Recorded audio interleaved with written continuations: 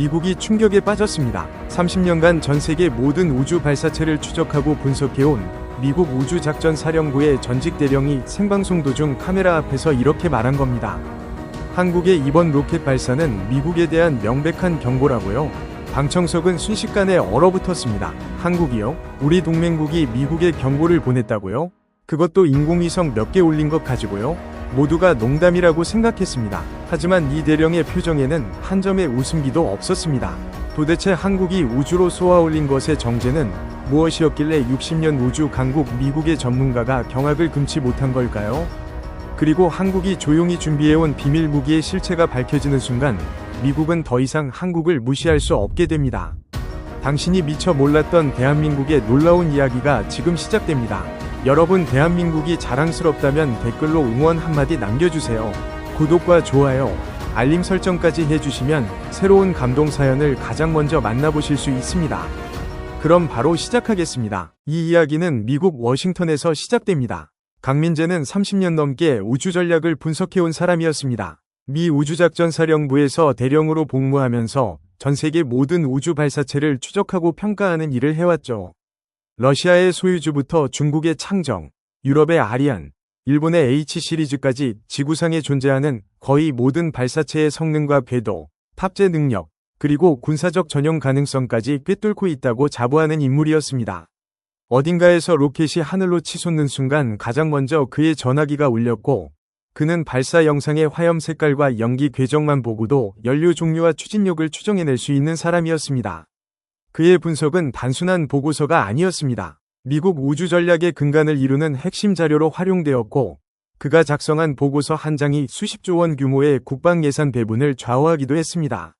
어떤 나라가 새로운 로켓을 개발하면 가장 먼저 그의 책상 위에 분석 요청서가 올라왔고, 백악관 안보보좌관이 직접 전화를 걸어 의견을 물을 정도로 그의 전문성은 미국 정가 전체에서 인정받고 있었습니다. 워싱턴 교회의 어두운 지하 회의실에서 그가 프로젝터 앞에 서면 별 4개를 단 장성들도 펜을 들고 메모를 시작했습니다. 그가 위협적이라고 평가하면 수십조 원의 예산이 풀렸고, 주시해야 한다고 한마디 하면 정보기관이 인력을 배치했습니다. 실제로 그의 분석 한 줄 때문에 미국 미사일 방어청의 예산이 30% 증액된 적도 있었습니다. 하지만 솔직히 고백하자면 한국의 누리호는 그의 관심 밖에 있었습니다. 아니, 관심을 가질 이유 자체가 없었다는 표현이 더 정확할 것입니다. 한국은 1년에 한두 번 로켓을 쏘는 나라였고, 미국의 한 민간 기업은 이틀에 한 번꼴로 발사하고 있었으니까요. 그 기업 하나가 한국 전체보다 더 많은 위성을 우주로 보내고 있는 상황이었습니다. 강민재의 분석 대상 목록에서 한국은 늘 맨 아래쪽에 있었고, 회의에서 한국 이야기가 나오면 대충 한 줄로 요약하고 넘어가는 것이 관례였습니다. 한국, 소형 위성 발사, 특이사항 없음. 그의 보고서에 적힌 한국에 대한 분석은 대개 이 한 줄이 전부였습니다. 동료들 사이에서 한국 우주 프로그램은 커피타임에 가볍게 농담거리로 쓰이는 정도의 존재였습니다. 한 번은 후배 분석관이 한국 로켓에 대해 물어본 적이 있었는데, 강민재는 웃으며 이렇게 대답했습니다. 한국은 반도체나 잘 만들면 되지. 로켓은 그 친구들 수준이 아니야. 2025년 11월 말의 일이었습니다. 워싱턴에 첫눈이 내리기 시작하던 어느 수요일 오후, 한 방송국에서 강민재에게 연락이 왔습니다. 글로벌 우주 동향을 분석하는 특집 프로그램에 출연해달라는 요청이었죠. 주제는 2025년 세계 우주 개발 현황이었습니다. 강민재는 당연히 미국 민간 기업의 화성 프로젝트나 중국의 우주 정거장 확장 계획을 주로 다룰 것이라고 예상했습니다. 그것이 세계 우주 업계에서 가장 뜨거운 주제였으니까요.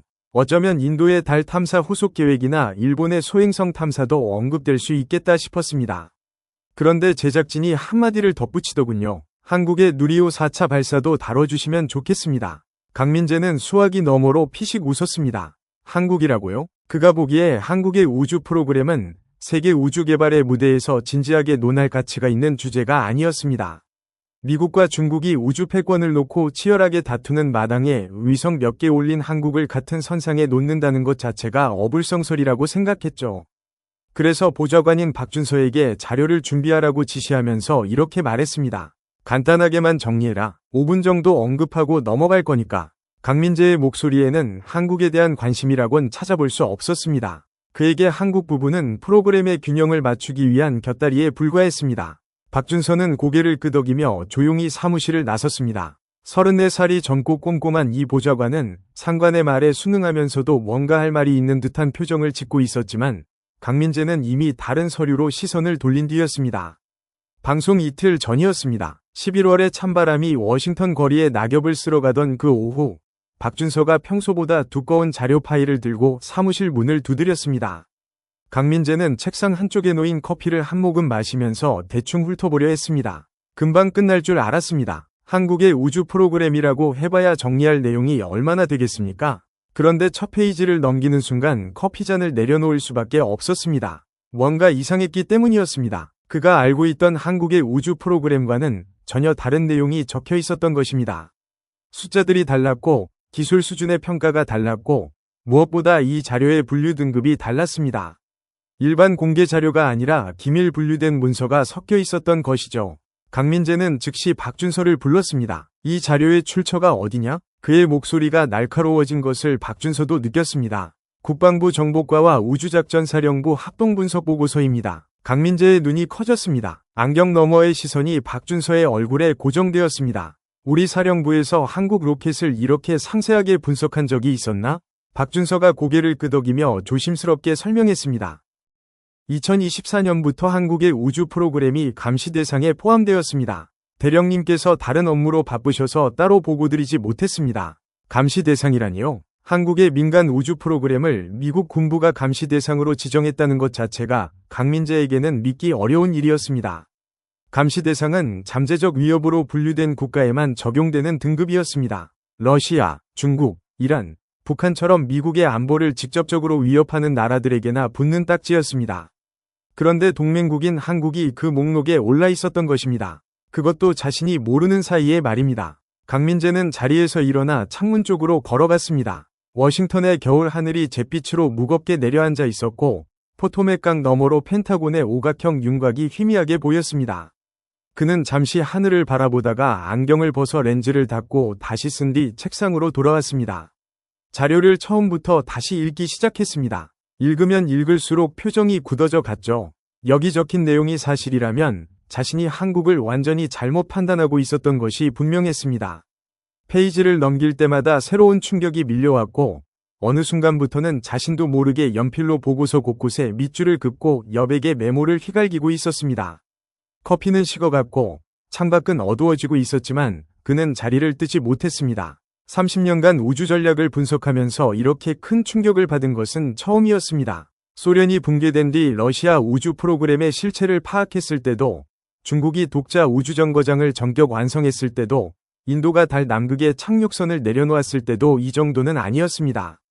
그것들은 예상 가능한 범위 안의 발전이었습니다. 하지만 한국의 이 자료는 예상의 범위 자체를 부숴버리는 내용이었습니다. 방송 당일 강민재는 원래 준비했던 발언을 전부 폐기했습니다. 새벽 4시부터 일어나 보고서를 다시 읽었고 메모장 3장을 빼곡히 채운 뒤에야 넥타이를 매기 시작했습니다.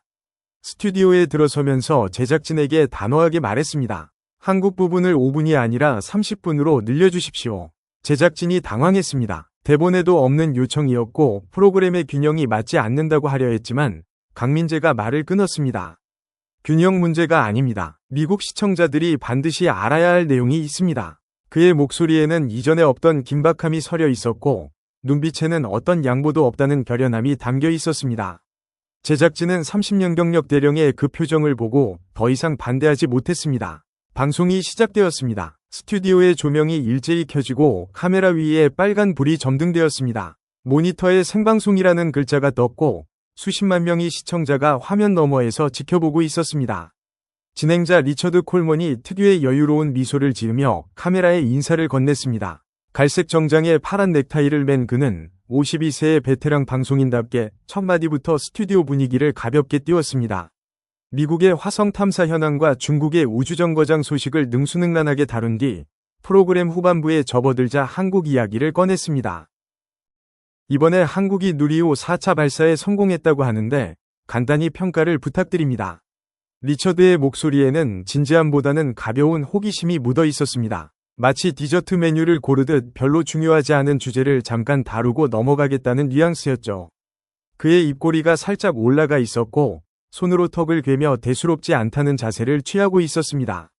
강민재는 잠시 숨을 고르고 카메라를 똑바로 바라보았습니다. 스튜디오의 형광등 불빛이 그의 은빛 머리카락 위로 내려앉았고 61세의 깊은 주름 사이로 결연한 눈빛이 빛났습니다. 이틀 밤을 꼬박 보고서와 씨름한 흔적이 그의 눈 밑에 짙은 그림자로 남아 있었습니다.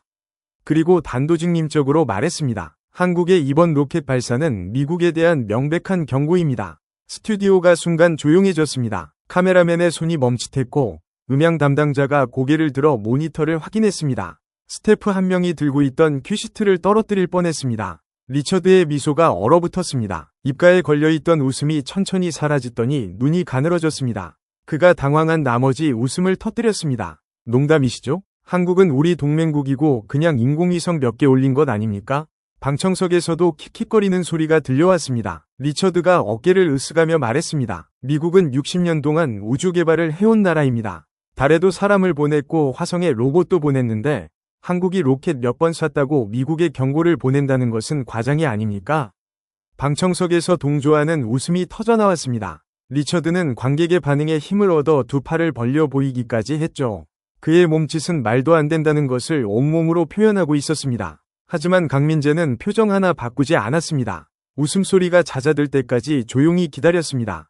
그의 침묵이 오히려 스튜디오의 공기를 무겁게 눌렀습니다. 웃음이 어색하게 사그라들었습니다. 강민재가 천천히 가방에서 두꺼운 보고서를 꺼내 테이블 위에 올려놓았습니다. 탁 하는 묵직한 소리가 마이크에 잡혔습니다. 빼곡한 숫자와 도표로 가득한 그 보고서는 100페이지가 넘어 보였습니다.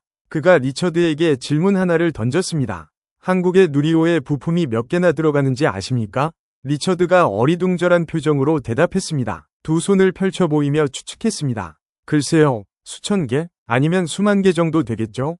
그의 대답에는 여전히 긴장감이 없었습니다. 로켓 부품 숫자 따위가 뭐 그리 대단한 이야기겠느냐는 투였죠.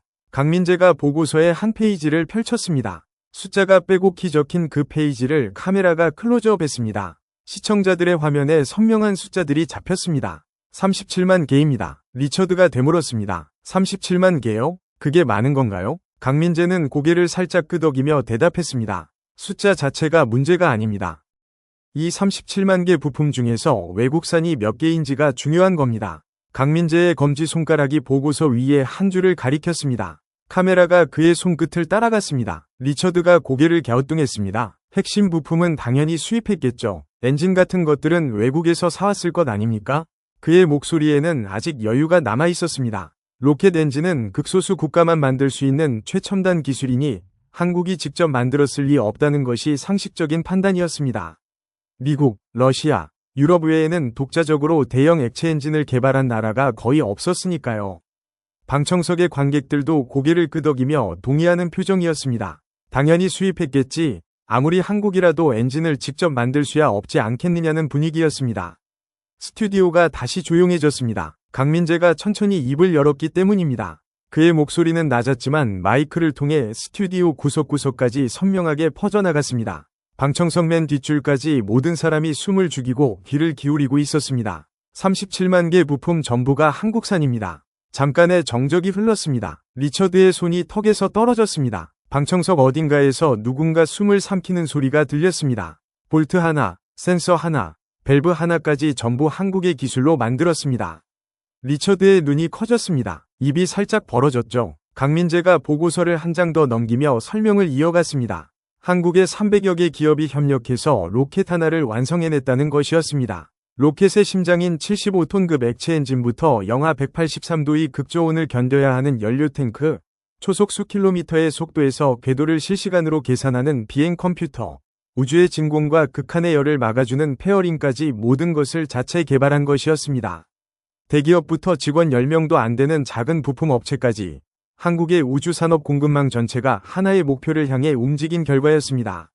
단 하나의 부품도 외국에서 가져오지 않았습니다. 어느 나라의 도움도, 어느 나라의 기술 이전도 받지 않았습니다. 리처드의 웃음기가 서서히 사라지기 시작했습니다. 입꼬리가 내려갔고 이마에 주름이 잡혔습니다. 눈빛이 진지해졌습니다. 그게 정말 가능한 겁니까? 리처드가 되물었습니다. 그의 목소리에서 아까의 여유는 사라지고 당혹감이 묻어나왔습니다. 방청석에서도 더 이상 웃는 사람은 찾아볼 수 없었습니다. 분위기가 완전히 뒤집힌 것이었습니다. 강민재도 처음에는 믿지 않았다고 했습니다. 그래서 직접 확인했다고요. 국방부 정보과에 분석 자료를 대조했고 우주작전사령부의 합동보고서를 처음부터 끝까지 3번이나 읽었다고 했습니다. 출처를 바꿔가며 교차 검증까지 했다고요. 그리고 확인할수록 더 큰 충격이 밀려왔다고 말했습니다. 37만 개의 부품을 전부 자국 기술로 만들어낸다는 것은 단순히 제조 능력의 문제가 아니었습니다. 소재 기술, 정밀 가공 기술, 극한 환경 시험 기술, 시스템 통합 능력, 품질 관리 체계까지 우주산업의 전체 공급망을 독자적으로 구축했다는 뜻이었습니다. 이것은 돈을 아무리 쏟아부어도 시간을 아무리 들여도 아무 나라나 할 수 있는 일이 아니었습니다. 세계에서 이 정도의 완전한 자립을 이룬 나라는 미국과 러시아, 그리고 중국뿐이었습니다. 한국이 4번째 이름을 올린 것이었습니다. 리처드가 여전히 위아하다는 표정으로 물었습니다. 기술 자립은 좋은 것 아닙니까? 그게 왜 미국에 대한 경고가 되는 겁니까? 그의 질문은 방청석 관객들의 마음을 대변하는 것이었습니다. 한국이 부품을 직접 만든다는 것이 대단하기는 하지만 그것이 왜 미국을 긴장시키는 일인지 아직 이해하지 못하는 표정이었습니다. 강민재는 잠시 말을 멈추고 리처드를 바라보았습니다. 스튜디오의 조명이 그의 얼굴 위로 날카로운 그림자를 드리웠고 그의 눈빛이 한층 깊어졌습니다. 카메라가 그의 얼굴을 클로즈업했습니다. 시청자들은 화면 가득 채워진 그의 눈을 보았습니다. 30년간 전 세계의 로켓을 추적해온 사람의 눈이었습니다. 그 눈에는 경고의 무게가 가득 실려 있었습니다. 그가 천천히 입을 열었습니다. 문제는 한국이 어떤 상황에서 이것을 해냈느냐는 겁니다. 리처드가 고개를 살짝 앞으로 내밀었습니다. 방청석도 숨소리 하나 들리지 않을 만큼 집중하고 있었습니다. 스튜디오 전체가 강민재의 다음 한마디를 기다리고 있었습니다. 미국이 모든 것을 막았던 상황에서 해냈다는 것이었죠. 강민재의 목소리가 스튜디오 전체에 울려 퍼졌습니다. 진행자 리처드 콜먼의 손이 책상 위에서 멈췄고 방청석 곳곳에서 작은 웅성거림이 일었습니다. 미국이 막았다고요? 동맹국인 한국의 우주 개발을요? 리처드가 믿기 어렵다는 표정으로 되물었습니다. 무슨 말씀이신지 좀 더 구체적으로 설명을 부탁드린다고요? 강민재는 보고서를 한 장 넘기며 천천히 말문을 열었습니다. 1990년대로 거슬러 올라가야 한다고요? 한국이 처음으로 우주 개발에 관심을 보이기 시작한 시점이었습니다. 당시 한국은 이미 반도체와 자동차 그리고 조선산업에서 세계적인 경쟁력을 갖추고 있었습니다. 전자산업에서 축적한 정밀 기술과 중공업에서 단련된 제조 역량을 바탕으로 이제 우주라는 새로운 영역으로 도약하겠다는 야심을 품었던 것이죠. 그런데 한국이 로켓 엔진 하나를 설계하겠다는 움직임을 보이자마자 사방에서 보이지 않는 벽이 솟아올랐습니다. 미국은 MTCR이라 불리는 국제 미사일 기술 통제 체제를 통해 한국의 발걸음을 철저하게 봉쇄했습니다. 표면적으로는 대량 살상 무기의 확산을 막기 위한 국제 규범이라고 했지만 그 이면의 실상은 전혀 달랐습니다. 이미 우주 기술을 확보한 국가들이 후발주자들의 진입을 원천적으로 차단하는 수단이었던 것이죠. 한국의 연구진들은 로켓 엔진의 연소 시험을 단 한 번 수행하려고 해도 반드시 미국의 승인을 받아야만 했습니다. 엔진 설계에 필요한 핵심 자료에 접근하는 것조차 허락되지 않았고 관련 기술 문서는 기밀로 분류되어 한국인의 눈에 닿을 수 없도록 단단히 잠겨 있었습니다. 강민재는 당시 한국 과학자들이 겪었던 굴욕적인 상황을 하나하나 짚어 나갔습니다. 한국은 자국 내에서 독자적으로 연소 시험을 수행할 시설 자체가 존재하지 않았기 때문에 다른 나라에 도움을 요청할 수밖에 없었습니다. 먼저 러시아의 연소 시험장을 빌려달라고 했지만 단칼에 거절당했습니다. 유럽 우주국에도 정식으로 요청을 넣었지만 역시 문전박대를 당했죠. 가까운 이웃나라이자 우주기술국인 일본에까지 손을 내밀었지만 돌아온 대답은 한결같이 보안상의 문제가 있다는 것이었습니다. 리처드가 위아한 표정으로 물었습니다. 보안상의 이유라면 충분히 이해할 수 있는 것 아닌가요? 강민재가 고개를 천천히 저었습니다. 보안은 겉으로 내세운 명분이었을 뿐입니다. 진짜 이유는 따로 있었어요. 한국이 독자적인 우주 발사 능력을 갖추는 것을 그 누구도 원하지 않았던 겁니다. 기존 우주 강국들의 입장에서 새로운 경쟁자가 등장하는 것은 결코 반가운 일이 아니었으니까요. 시험장만이 문제가 아니었습니다. 로켓 엔진에 들어가는 특수합금의 수입길이 완전히 막혀 있었습니다. 연소실 안에서 수천 도의 화염을 견딜 수 있는 초내열 합금은 전 세계에서 극소수의 국가만이 생산할 수 있었는데 그 나라들이 하나같이 한국에 대한 수출을 거부했죠. 극저온 연료를 다루는 기술에 관한 학술 논문조차 열람이 제한되었습니다. 영하 183도의 액체산소를 안전하게 저장하고 정확한 시점에 엔진으로 주입하는 기술은 우주 발사체의 핵심 중 핵심이었지만 한국의 연구진들은 그 기초 이론에조차 접근할 길이 막혀 있었던 것입니다. 강민재의 목소리에 씁쓸함이 깊이 묻어났습니다. 더 치욕스러운 일도 있었다고 했습니다. 한국의 과학자들이 국제학술대회에 참석했을 때의 이야기였죠. 재료공학이나 전자공학 분야에서는 뛰어난 논문으로 환영받던 한국 과학자들이 유독 로켓 추진 관련 세션에 들어가려 하면 노골적으로 배제당했습니다. 발표 기회를 얻지 못하는 것은 당연했고 단순히 청중석에 앉아서 다른 나라 과학자들의 발표를 듣는 것조차 거부당한 경우까지 있었다고 합니다. 학문의 자유가 보장된다는 국제학술대회에서조차 한국의 로켓 연구자들은 보이지 않는 장벽에 가로막혀 있었던 것이죠. 한마디로 세계가 합심하여 한국의 우주 개발을 조직적으로 가로막고 있었습니다. 진행자의 표정이 점점 무거워지고 있었습니다. 방청석도 더 이상 웃지 않았죠. 강민재가 말을 이었습니다. 로켓 엔진을 제대로 시험하려면 수백 톤의 연료가 순식간에 연소되는 과정을 버텨낼 수 있는 특수 시험대가 반드시 필요하다고요. 수천도의 화염이 분사되고 엄청난 소음과 진동이 발생하는 극한 환경에서 엔진의 추력과 내구성을 정밀하게 측정해야 하는데 이 시험대를 자체적으로 설계하고 건설하는 기술 자체가 전 세계에서 손에 꼽을 정도로 소수의 국가만 보유하고 있었습니다. 그런데 그 모든 나라가 한국 앞에서 굳게 문을 닫아 버렸던 것이죠. 결국 한국은 혼자서 모든 것을 처음부터 만들어야 했습니다. 참고할 설계도가 없었고 조언을 구할 선배 국가도 없었습니다. 시행착오를 줄여줄 어떤 기존의 데이터도 존재하지 않았죠. 맨땅에서 시작해야 한다는 것을 깨달은 한국의 연구진들은 가장 기본적인 것부터 손수 만들기로 결심했습니다. 한국의 남쪽 끝 바다를 향해 돌출된 좁은 땅 위에 나로우주센터가 세워졌습니다. 태풍이 지나가는 길목이었고 염분을 머금은 해풍이 끊임없이 불어오는 척박한 환경이었죠. 세계 어디에서도 도움의 손길이 닿지 않는 곳에서 오직 한국인의 손으로만 완성된 발사장이었습니다. 발사대의 콘크리트 기초 공사부터 극저온 연료를 주입하는 복잡한 배관 시스템, 그리고 발사 시 쏟아져 나오는 화염을 분산시키는 대형 냉각 수로까지 단 하나도 외국에서 빌려오지 않고 전부 독자적으로 설계하고 건설해야 했습니다. 강민재는 잠시 보고서에서 눈을 떼고 스튜디오 천장을 올려다보았습니다. 그리고 진행자를 똑바로 바라보며 말했습니다. 솔직히 고백하겠습니다. 미국은 한국이 결국 포기할 것으로 봤습니다. 언젠가는 지쳐서 다시 미국의 도움을 요청할 거라고 확신했어요. 로켓 기술이란 게 한두 명이 천재가 해결할 수 있는 문제가 아닙니다. 수십 년간 축적된 경험과 천문학적인 예산, 그리고 수만 명의 전문 인력이 필요한 분야인데 그 모든 기반을 봉쇄당한 한국이 도대체 어떻게 해내겠습니까?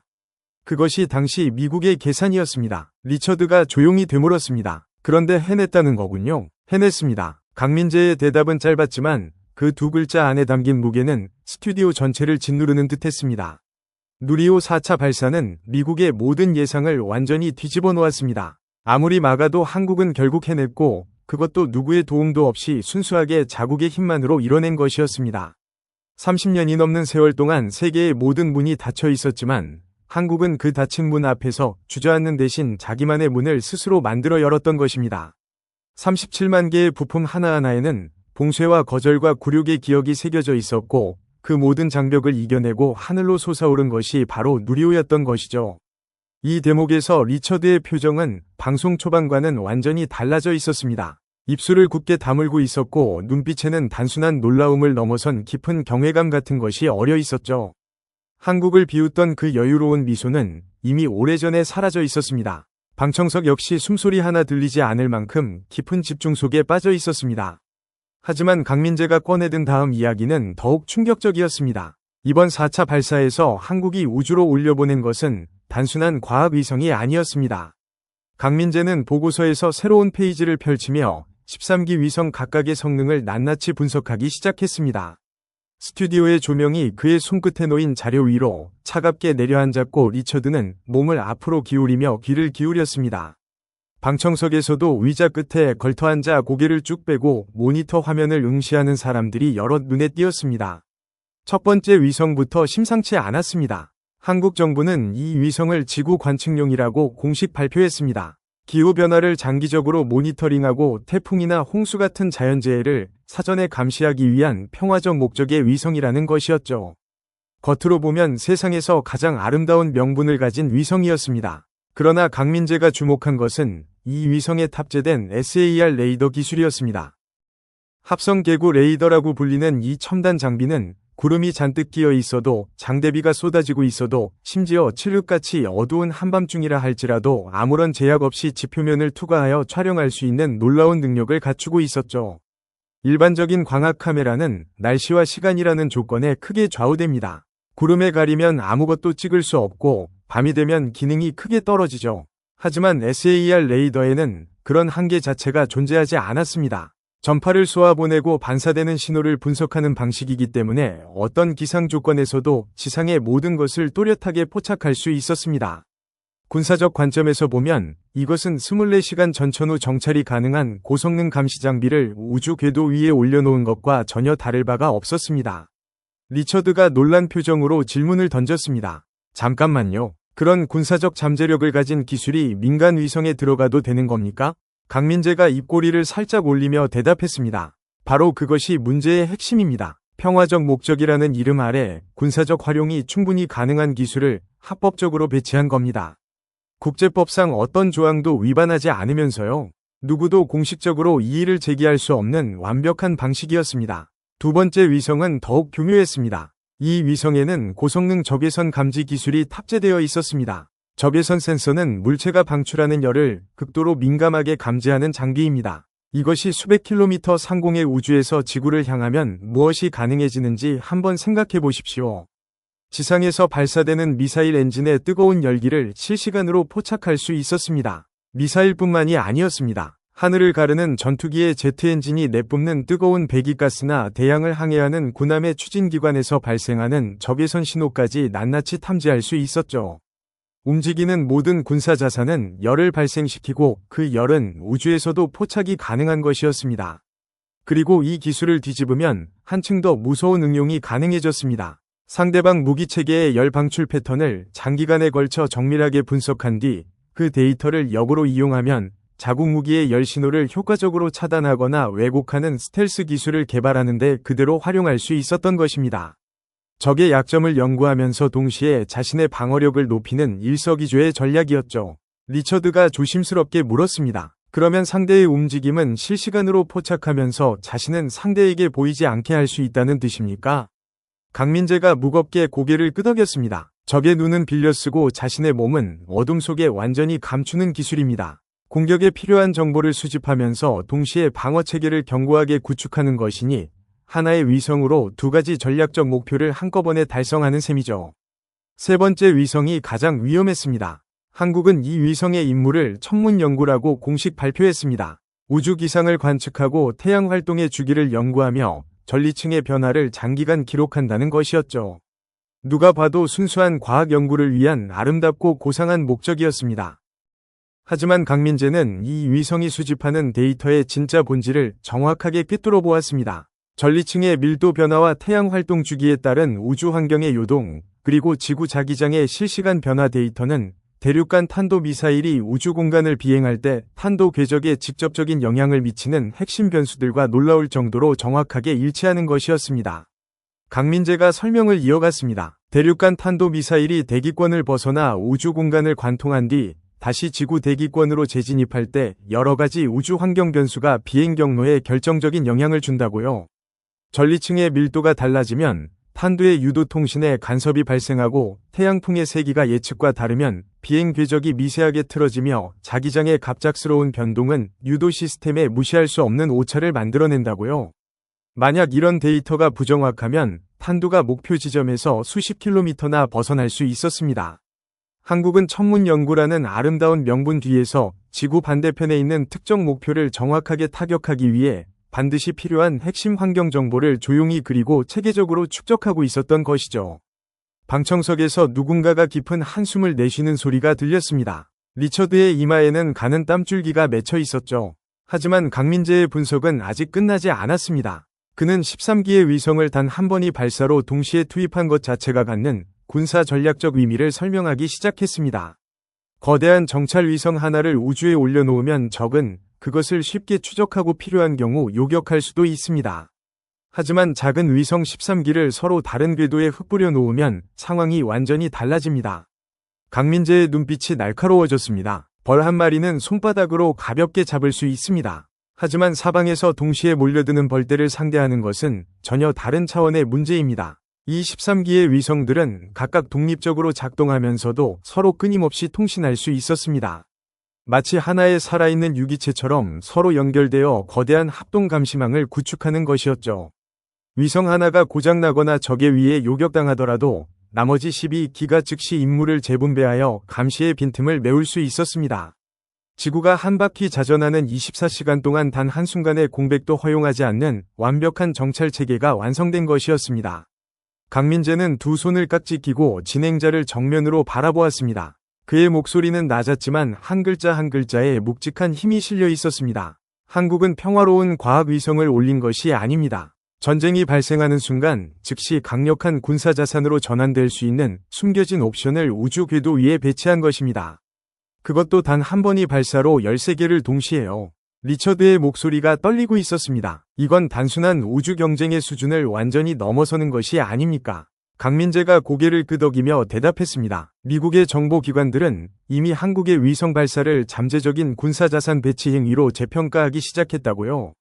하지만 그는 아직 본론조차 꺼내지 않았다고 했습니다. 지금까지는 위성에 대한 이야기였을 뿐이고 진짜 문제는 그 위성들을 우주까지 실어나른 운반체 바로 누리호 그 자체라는 것이었죠.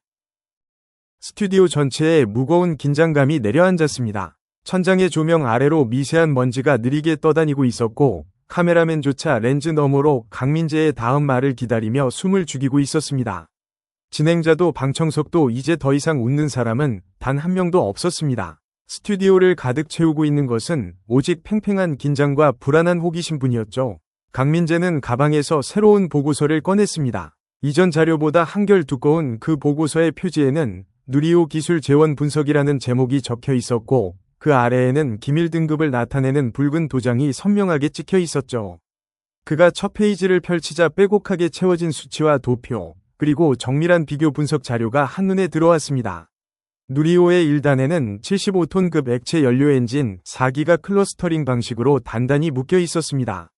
4기의 엔진이 동시에 점화되면 총 300톤에 달하는 추진력이 단숨에 발생했죠. 300톤이라는 숫자가 실제로 어느 정도인지 쉽게 와닿지 않을 수 있습니다. 강민재는 리처드에게 이렇게 설명했습니다. 승객을 가득 태운 대형 여객기 2대를 동시에 수직으로 들어올릴 수 있는 힘이라고요. 그 어마어마한 에너지가 좁은 노즐을 통해 한꺼번에 분출되면서 수백 톤짜리 거대한 로켓을 중력에 맞서 하늘로 밀어 올리는 것이었습니다. 엔진만이 전부가 아니었습니다. 누리호에는 다단 분리 기술이 정밀하게 적용되어 있었습니다. 1단 로켓이 연료를 전부 소진하면 폭발 볼트가 작동하여 1단이 깨끗하게 분리되어 아래로 떨어져 나가고 그 직후 2단 로켓의 엔진이 정화되어 더 높은 고도로 치솟아 오르는 구조였죠. 이 분리 과정은 소리의 몇 배에 달하는 초음속으로 비행하는 도중에 이루어지기 때문에 타이밍이 1000분의 1초라도 어긋나면 전체 발사가 실패로 끝날 수 있는 극도로 정교한 기술이었습니다. 극저온 산화제의 사용도 빼놓을 수 없었습니다. 영하 183도의 액체산소를 연료인 케로신과 함께 연소시키는 기술이었는데 이토록 극단적인 저온의 물질을 안정적으로 저장하고 정확한 양을 정확한 시점에 엔진으로 공급하는 것만으로도 세계 최상위 수준의 우주 기술력을 입증하는 것이었죠. 여기에 더해 1톤 이상의 위성을 지구 중력권 밖 목표 궤도로 정확하게 투입할 수 있는 능력과 장거리 탄도 궤적을 실시간으로 연산하며 비행 경로를 자율적으로 제어하는 첨단 비행 컴퓨터까지 탑재되어 있었습니다. 강민재는 이 모든 재원을 하나하나 차분하게 나열한 뒤 잠시 말을 멈추었습니다. 스튜디오에 무거운 정적이 흘렀습니다. 그가 리처드의 눈을 정면으로 바라보며 천천히 입을 열었습니다. 지금 제가 읽어드린 이 재원은 우주 발사체의 기술 사양입니다. 그런데 이 구성이 대륙간 탄도미사일의 구조와 95% 일치합니다. 리처드의 눈이 커졌습니다. 95%요? 95%입니다. 강민재가 보고서 위의 비교 도표를 손가락으로 짚으며 대답했습니다. 우주 발사체와 대륙간 탄도미사일의 차이는 놀랍도록 단순했습니다. 단 두 가지뿐이었죠. 방향과 탑재물이었습니다. 로켓 꼭대기에 위성 대신 핵탄두를 탑재하고 지구 궤도를 도는 대신 목표 지점을 향한 직선 탄도 비행으로 경로를 바꾸면 그 순간 우주 발사체는 곧바로 대륙간 탄도 미사일이 되는 것이었습니다. 강민재가 덧붙였습니다. 누리호가 발사된 뒤 옆으로 돌지 않고 각도만 조금 세워서 날아갔다면 그 순간 과학은 끝나고 전쟁이 시작되는 겁니다. 리처드의 얼굴에서 혈색이 빠져나가고 있었습니다. 떨리는 목소리로 물었죠. 그러면 누리호가 지금 당장 대륙간 탄도 미사일이 될 수 있다는 겁니까? 강민재는 신중하게 대답했습니다. 기술적으로는 거의 가능하지만 이번 발사에는 한 가지 빠진 요소가 있다고요. 대기권 재진입 기술이었습니다. 대륙간 탄도 미사일이 실전에서 제대로 작동하려면 우주 공간까지 올라간 탄두가 다시 지구 대기권으로 진입할 때 발생하는 수천도의 극심한 마찰열을 견뎌내야 했습니다. 그런데 이번 누리호 발사에서는 그 재진입체 기술이 별도로 시험되지 않았다는 것이었죠. 리처드가 살짝 안도하는 기색을 보이며 말했습니다. 그러면 아직은 괜찮다는 뜻이 아닙니까? 강민재가 단호하게 고개를 저었습니다. 전혀 그렇지 않습니다. 한국은 그 기술을 이미 완벽하게 보유하고 있었습니다. 한국이 독자적으로 개발한 현무 계열 탄도 미사일에는 대기권 재진입 기술이 이미 적용되어 있었고 실전 배치까지 완료된 상태였습니다. 누리호의 강력한 발사체 기술에 현무에 검증된 재진입 기술만 결합하면 완전한 대륙간 탄도 미사일이 완성되는 상황이었죠. 마치 두 개의 퍼즐 조각이 이미 각각 완벽하게 만들어져 있고 그저 맞추기만 하면 하나의 그림이 완성되는 것과 같았습니다. 여기서 강민재가 한층 더 날카로운 질문을 던졌습니다. 한국이 왜 재진입 실험을 누리호와 함께 공개적으로 실시하지 않았겠느냐는 것이었죠. 그것을 테스트하는 순간 전 세계를 향해 우리는 대륙간 탄도 미사일을 완성할 수 있습니다라는 명확한 신호를 보내는 꼴이 됩니다. 한국은 이미 퍼즐의 모든 조각을 손에 쥐고 있으면서도 굳이 세계의 경계심을 자극할 필요가 없다고 냉철하게 판단한 것이었습니다. 칼집에서 칼을 뽑지 않는 무사가 가장 두려운 것처럼 한국은 능력을 온전히 갖추되 위도는 절대 드러내지 않는 가장 교묘하고 세련된 방식으로 군사적 신호를 보내고 있었던 것이죠. 누리호의 300톤급 추진력이 갖는 전략적 의미도 결코 가볍지 않았습니다. 이 정도의 추진력은 단순히 위성을 지구 저궤도에 올리기 위한 수준을 훨씬 넘어서는 것이었습니다. 탄도 비행으로 전환할 경우 사거리를 1만 킬로미터까지 확장할 수 있는 규모였죠. 리처드가 말을 잃은 채 더듬거리며 물었습니다. 1만 킬로미터면 태평양을 건너 미국 본토까지 닿는다는 뜻 아닙니까? 강민재가 묵직하게 고개를 끄덕였습니다. 기술적으로 충분히 가능한 수치라고요. 그런데 추진력보다 더 소름 끼치는 것이 있었습니다. 바로 정밀도였습니다. 한국은 이번 4차 발사에서 위성을 목표 궤도에 불과 1.3km 오차로 진입시켰습니다. 강민재가 이 숫자에 담긴 진짜 의미를 차근차근 짚어주었습니다. 위성을 궤도에 올리는 것만이 목적이라면 수십 킬로미터의 오차가 발생하더라도 큰 문제가 되지 않는다고요. 궤도에 진입한 뒤 위성 자체에 장착된 소형 추진 장치로 위치를 미세하게 조정하면 그만이었기 때문입니다. 하지만 1.3km라는 정밀도는 위성 발사에는 전혀 필요하지 않은 과도한 수준이었습니다. 이 정도의 극한 정확도가 절실하게 요구되는 분야는 이 세상에 단 하나뿐이었죠. 지구 반대편에 있는 정확한 좌표 위에 탄두를 떨어뜨리는 미사일 타격이었습니다. 한국은 위성 발사라는 평화로운 이름 아래 사실상 군사급 정밀도를 전 세계가 지켜보는 앞에서 당당하게 증명해 보인 셈이었습니다. 리처드는 등받이에 깊이 기대앉아 두 손으로 얼굴을 감쌌습니다. 방청석 여기저기서 깊은 한숨 소리가 새어나왔고 누군가는 손으로 입을 가린 채 옆 사람과 불안한 눈빛을 주고받고 있었습니다. 카메라의 빨간 불빛이 묵묵히 이 모든 장면을 담아내고 있었죠. 하지만 여기서 끝이 아니었습니다. 강민재가 꺼낸 마지막 카드는 이 모든 것을 뛰어넘는 것이었습니다. 섹션 7. 세 번째 게시. 강민재가 보고서의 다음 페이지를 넘기며 입을 열었습니다. 여기서부터가 진짜 본론이라고요. 그동안의 이야기는 누리호라는 발사체 자체에 대한 것이었지만 이제부터는 그 발사체를 만든 존재에 대한 이야기를 해야 한다고 했습니다. 강민재는 시청자들에게 하나의 질문을 던졌습니다. 누리호를 실제로 만든 곳이 어디인지 아느냐는 것이었죠. 물론 한국항공우주연구원이라는 국가 연구기관이 개발을 주도한 것은 맞았습니다. 하지만 이번 4차 발사부터는 상황이 완전히 달라졌다고 했죠. 주도권이 한국의 거대 방산기업 산하 우주항공 계열사로 넘어갔다는 것이었습니다. 강민재는 그 기업의 우주산업 슬로건을 천천히 읽어주었습니다. 우주를 향하는 기술이 아닌 지구를 향하는 기술을 연구한다. 스튜디오가 잠시 조용해졌습니다. 진행자가 고개를 갸우뚱하며 물었죠. 우주산업을 하면서 지구를 향한다는 것이 무슨 뜻인가요? 강민재는 천천히 설명했습니다. 우주로 올라간 것이 다시 정확한 목표를 향해 지구로 내려온다는 의미라고요. 올라가는 기술이 아니라 내려오는 기술에 방점을 찍고 있다는 것이었습니다. 로켓을 하늘로 쏘아 올리는 것은 절반의 기술이고 나머지 절반은 원하는 지점에 정확히 도달시키는 기술이라는 뜻이었죠. 이 한 줄의 슬로건 안에 그 기업의 정체성이 고스란히 담겨 있었던 것입니다. 진행자의 표정이 서서히 굳어지기 시작했습니다. 그렇다면 이 기업의 정체는 무엇이었을까요?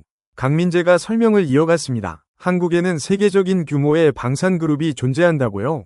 그 그룹의 모회사는 원래 화약 전문기업으로 출발한 곳이었습니다. 한국 역사상 최초로 자국산 다이너마이트를 개발하고 대량 생산에 성공한 기업이었죠. 폭발물을 다루는 기술에서 시작해서 포탄을 만들고 미사일을 만들고 마침내 로켓까지 만들게 된 것이었습니다. 화약에서 시작한 그 회사가 수십 년에 걸쳐 한국 최대의 방산 제국을 건설해왔던 것이죠. 강민재는 이 기업의 역사 자체가 하나의 진화 과정이라고 표현했습니다.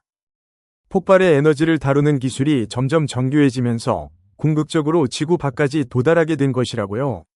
강민재는 그 기업이 현재 생산하고 있는 무기 체계들의 목록을 하나씩 나열하기 시작했습니다.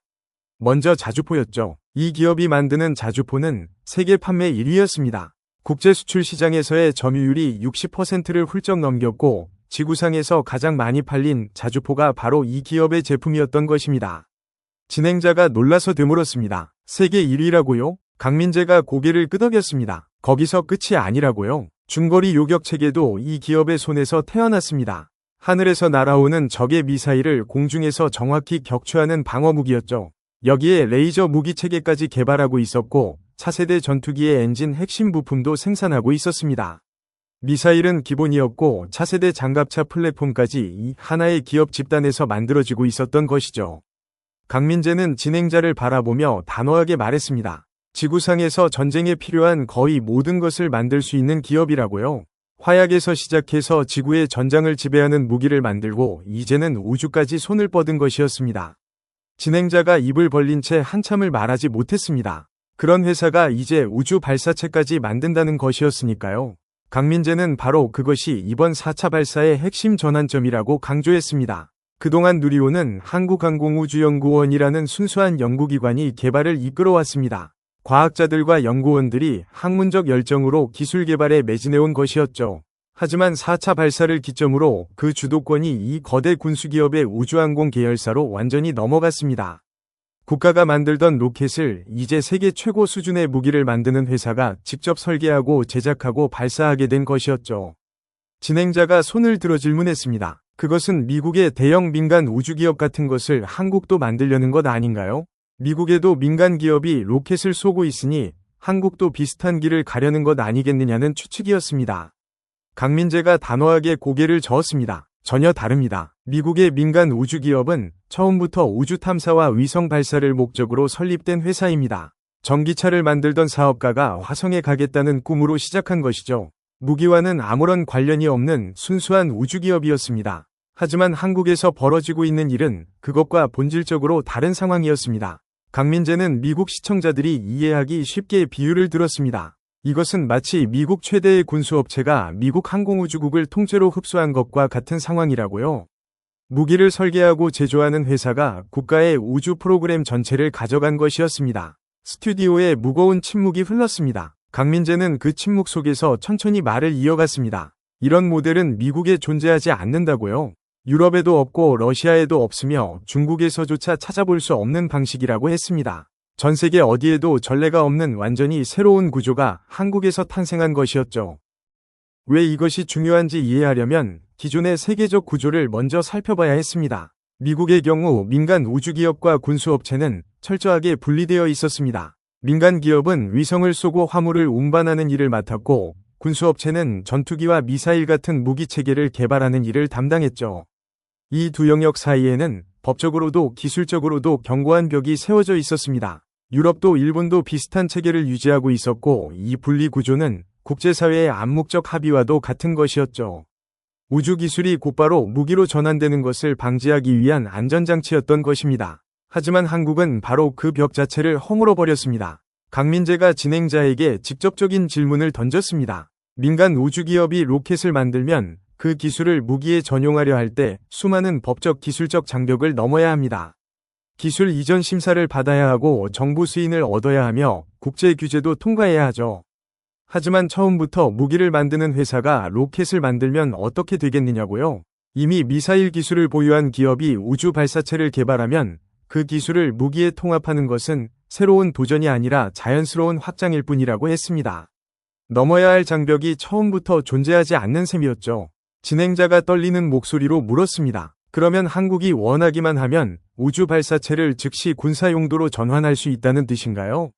강민재가 잠시 침묵하다가 고개를 끄덕였습니다. 이론적으로는 그렇습니다. 물론 한국이 실제로 그런 선택을 할 것이라고 생각하지는 않지만 중요한 것은 그 능력 자체의 존재라고 했습니다. 국제 안보의 세계에서는 의도가 아니라 능력으로 판단한다고요. 능력이 있다는 것과 그것을 실제로 사용한다는 것은 전혀 다른 차원의 문제이지만 능력의 존재 자체가 이미 하나의 강력한 메시지라고 강민재는 강조했습니다. 말하지 않아도 모두가 알게 되는 그런 종류의 메시지였죠. 한국은 바로 이 방식으로 세계가 부과한 모든 금지와 제약을 뛰어넘어 버렸습니다. 누구의 기술도 빌리지 않고 누구의 승인도 기다리지 않는 나라가 되어 있었던 것이죠. 한국은 금지된 나라에서 길을 만드는 나라가 되어 있었습니다. 하지만 이 놀라운 성취 뒤에는 우리가 미처 알지 못했던 이야기가 숨어 있었습니다. 강민재의 목소리가 한 톤 낮아졌습니다. 지금까지는 기술과 전략과 군사적 함의에 대한 이야기를 했지만 이제부터는 전혀 다른 종류의 이야기를 하겠다고요. 숫자와 재원과 성능 뒤에 숨어있던 사람들의 이야기였습니다. 이번 방송을 준비하면서 한국 연구진들에 대한 자료를 접하게 되었는데 그것이 자신의 마음을 완전히 바꿔놓았다고 했습니다. 로켓의 성능보다 그 로켓을 만든 사람들의 삶이 더 큰 충격이었다는 것이죠. 강민재가 한 연구원의 이름을 꺼냈습니다. 김소윤이라는 사람이었죠. 한국항공우주연구원의 선임연구원으로 누리호 엔진 개발팀에서 핵심적인 역할을 맡았던 인물이었습니다. 강민재는 이 사람의 기록을 보고 처음에는 오류인 줄 알았다고 했습니다. 김소윤은 누리호 개발이 본격화된 이후 2년 반 동안 단 하루도 주말을 쉬지 못했다고 합니다. 토요일도 일요일도 공휴일도 없이 연구실에서 살다시피 했던 것이죠. 매일 새벽에 출근해서 자정이 넘어서야 퇴근하는 생활이 2년 반 동안 이어졌던 것입니다. 강민재는 특히 한 가지 일화를 소개했습니다. 김소윤의 아내가 임신 중이었는데 예정일보다 훨씬 앞서 조산 증세가 나타났다고요. 병원에서 긴급 연락이 왔지만 김소윤은 그 순간 엔진 연소 시험 한복판에 있었습니다. 수백억 원의 장비가 가동되고 있었고 수십 명의 연구원이 그의 판단을 기다리고 있었죠. 연소 시험이라는 것은 한번 시작하면 중간에 멈출 수 없는 과정이었습니다. 시험을 중단하면 몇 달치 일정이 통째로 뒤로 밀리고 이미 소모된 연료와 장비 비용은 고스란히 손실이 되는 상황이었죠. 김소윤은 주머니 속 전화기가 계속 울리는 것을 느끼면서도 시험이 완료될 때까지 자리를 지켰습니다. 시험이 끝나고 병원에 도착했을 때는 이미 모든 것이 끝난 뒤였습니다. 아내의 지친 얼굴을 마주하는 순간 복도에서 무릎이 꺾였다는 이야기를 강민재는 조용한 목소리로 전했습니다. 그런데 이것이 김소윤 한 사람만의 이야기가 아니었다는 것이 더 충격적이었습니다. 강민재는 자료를 더 깊이 살펴보면서 알게 되었다고 했죠. 비슷한 사연이 수백 건에 달했다고요. 부모님 장례식에 겨우 반나절만 다녀온 연구원도 있었고 아이의 첫 생일잔치를 단 한 번도 함께하지 못한 아버지도 있었습니다. 가족이 크게 아프다는 연락을 받고도 시험 일정 때문에 발을 뗄 수 없었던 사람들이 한둘이 아니었고 명절에도 연구실을 지킨 사람들의 명단은 끝없이 이어졌죠. 수백 명 수천 명의 연구원과 기술자 그리고 그들의 가족이 말없이 감내해온 희생의 무게가 누리호라는 로켓 안에 고스란히 담겨 있었던 것입니다. 강민재는 여기서 한 사람을 더 언급했습니다. 이정훈이라는 인물이었죠. 누리호 사업의 총괄 책임자로서 프로젝트 전체를 이끌어온 사람이었습니다.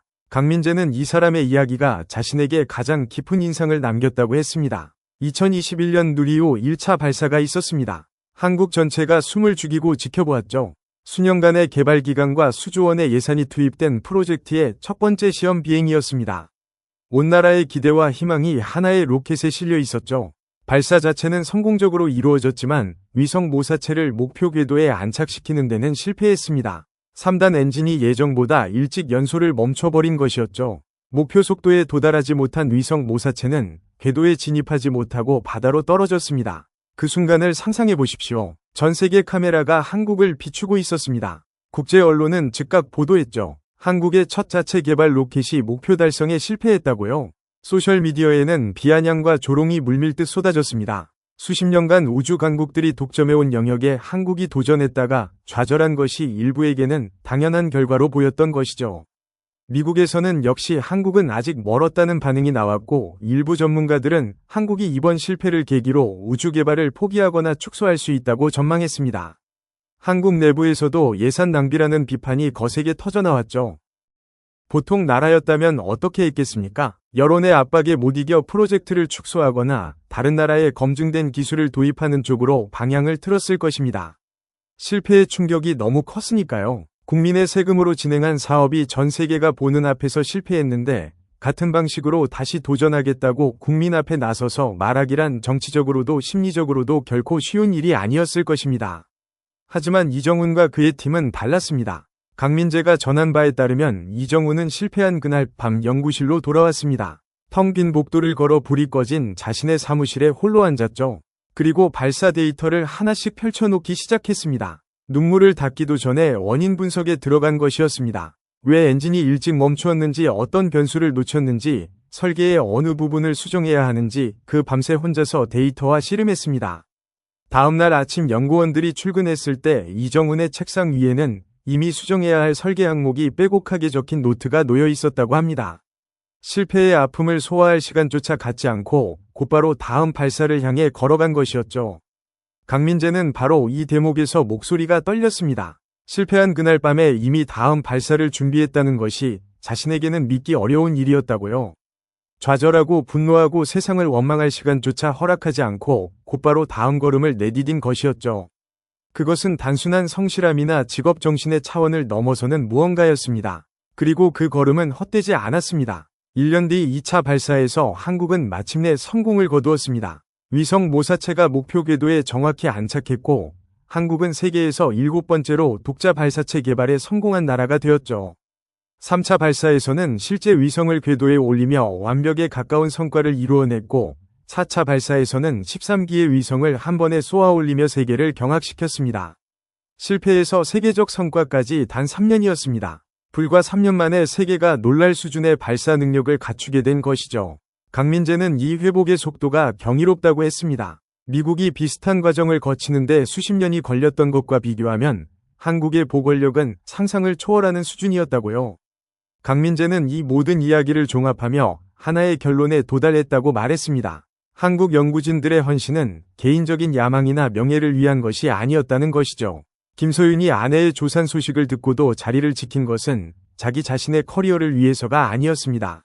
이정훈이 실패한 밤에 눈물을 삼키며 원인 분석을 시작한 것도 자신의 평판을 지키기 위해서가 아니었죠. 그들은 나라를 위해 그렇게 한 것이었습니다. 개인의 성취가 아니라 국가의 성취를 위해 가족도 건강도 자신의 삶도 내려놓은 것이었죠. 강민재는 솔직하게 고백했습니다. 그런 마음가짐이야말로 지금의 미국의 가장 부족한 자질이라고요. 미국에도 뛰어난 과학자와 엔지니어가 수없이 많지만 국가를 위해 모든 것을 기꺼이 바치겠다는 그 절실한 헌신은 이미 오래전에 희미해져 버렸다고 했습니다. 자기 자신이 아니라 나라를 위해 희생할 수 있는 사람들이 모여있는 나라를 과연 어떻게 이길 수 있겠느냐는 것이 그의 질문이었죠. 강민재의 눈가가 붉어져 있었습니다. 그리고 그가 다음에 꺼낸 이야기는 모두의 가슴을 울리는 것이었습니다. 강민재는 잠시 눈을 감았습니다. 숨을 깊이 들이마시더니 먼 과거의 기억을 꺼내기 시작했죠.